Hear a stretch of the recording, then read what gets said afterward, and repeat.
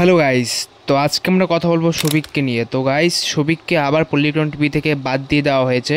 তো এটার মেন কারণ যেটা হচ্ছে সেটা হলো শফিক রঘু ডাকাতের প্রমোশনে গিয়েছিল দেবদার।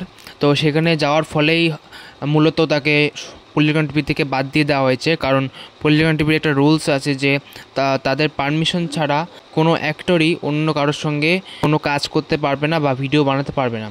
তো এখন আরেকটি জিনিস দেখে কনফার্ম বোঝা যাচ্ছে যে শফিক পল্লিগ্রাম টিভি থেকে বাদ হয়ে গিয়েছে। সেটি হলো শফিকের নতুন মিউজিক ভিডিও, যেটা একটি নতুন চ্যানেলে এসেছে।